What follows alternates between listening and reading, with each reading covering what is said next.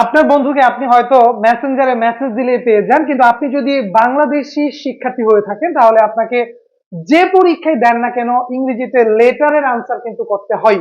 লেটারের format বা technique জানা থাকলে হয়তো লেটার অ্যান্সার করা যায়, কিন্তু আপনি যদি চান লেটারে 10-9 কিংবা 10-10 মতো আকর্ষণীয় নাম্বার পাবেন, তাহলে আপনাকে শুধুমাত্র 10টা লেটার পড়তে হবে।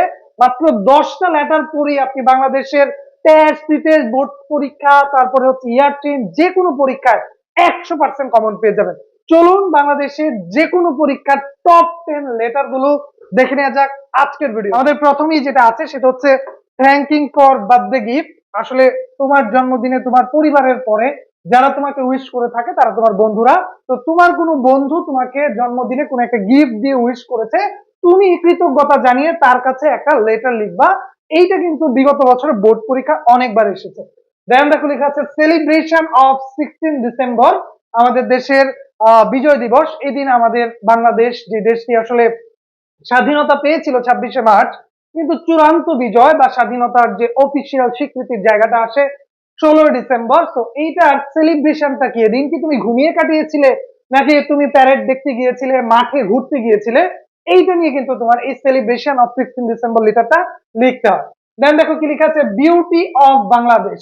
আমরা জানি যে বাংলাদেশ হচ্ছে সুজলা সফলা শস্য শ্যামলা লাল সবুজের আমাদের এই বাংলাদেশ। এখানে যেরকম পাহাড় আছে, নদী আছে, সবকিছু মিলে বাংলাদেশ একটা beautiful country.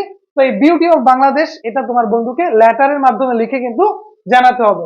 Food and food habits in Bangladesh, আমাদের বাংলাদেশের মানুষের কিন্তু আলাদা খাদ্যাভ্যাস রয়েছে।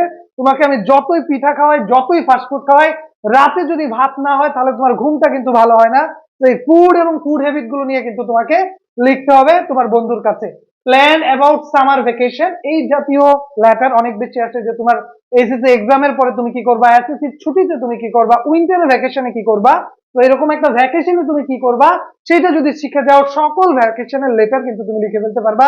দেন আছে returning the book he borrowed, হ্যাঁ, একটা বই যেটা ধার করে নিয়ে আসা হয়েছে সেটা ফেরত দেওয়া সম্পর্কে একটা চিঠি লেখা। Advising not to waste time on social media, একটা সময় বলা হইতো যে তুমি যাতে অন্যান্য কাজ, খেলাধুলা বা আদার্স কিছু করে সময় নষ্ট না করো, কিন্তু বর্তমানে দেখা যায় তোমার সময় সবকিছু তোমার নিউজ ফিডের রিলসই খেয়ে ফেলছে। তো এই রিলসটা যেন তুমি না দেখো, না দেখে যেন পড়াশোনাটা করো, এই জন্য তোমার বন্ধুকে যে ওয়েস্ট টাইম না করা রিলস দেখে একটা চিঠি লেখা বা লেটার লেখা সেটা আছে। Telling the progress of studies, হ্যাঁ, telling the progress of studies, পড়াশোনার কতটুকু উন্নতি হয়েছে, কোন অবস্থায় আছো সেটা বন্ধুকে জানানো। এটা আসলে এতটাও গুরুত্বপূর্ণ না। Condense message to your friends, condolence message to your friends.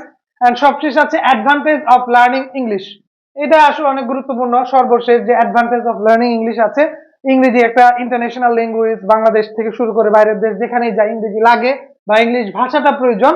তো কেন আসলে লার্নিং ইংলিশ বা ইংলিশ শেখাটা উচিত সেই সম্পর্কে তোমার বন্ধুকে একটা লেটার লেখা। তো যারা যারা এই 10টা লেটার শিখবেন তাদের কোনো পরীক্ষার হলে লেটার না পেরে, লেটার কমন না পেয়ে বসে থাকতে হবে না, কিংবা লেটারের ভেতরে বডিতে কোনো কিছু না লিখে আসতে হবে না। তো এই ভিডিওটা যদি আপনি হারিয়ে ফেলতে না চান অবশ্যই ভিডিওটি শেয়ার করে আপনার টাইমলাইনে রেখে দেন। দেখা হবে নতুন কোনো ভিডিওতে। ভালো থাকুন এবং ততক্ষণ পর্যন্ত সঙ্গেই থাকুন।